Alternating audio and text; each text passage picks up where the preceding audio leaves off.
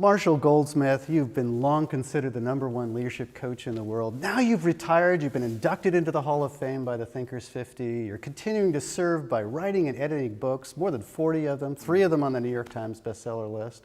It's such an honor and privilege to work with and know you. Thank you for being with me tonight.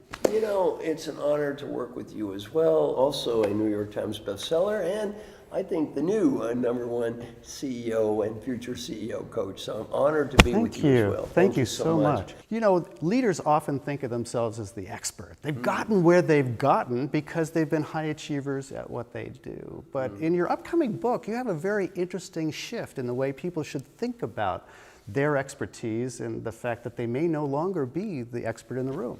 Well, what happened, if you look at the history of the leadership, the leader was superior. In the cave, the leader was bigger or stronger. The king was descended from God. The religious leader talked to God. The master knew more than the apprentice. The professor knew more than the student. We always thought these authority figures were inherently superior. That's then, this is now. A great lesson from Peter Drucker is today most people manage knowledge workers. The definition of a knowledge worker is they know more about what they're doing than I do. This is a huge transition for leaders. In the past, the leader did know more. Today, if the CEO knows more about marketing than the marketing person, more about finance than the finance person, more about HR than the HR person, the CEO doesn't have a leadership problem. They have a selection problem. They have the wrong staff. Today, you want people to know more than you knew. And so the leader is out of that I'm superior role to a facilitator. Indeed. A leader who's asking, listening, thinking, learning, and facilitating growth. And our great friend Alan MULALLY sees the leader as a facilitator, helping everyone around himself or herself learn, not a little know-it-all.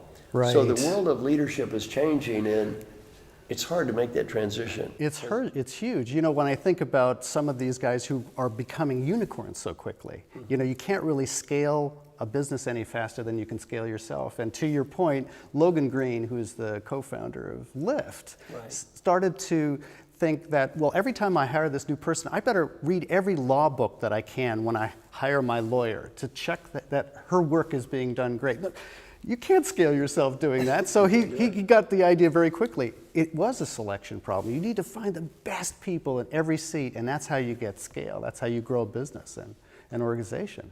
That was a great idea. It's a super idea. Is there a question that comes to mind for everyone who's listening today around this issue?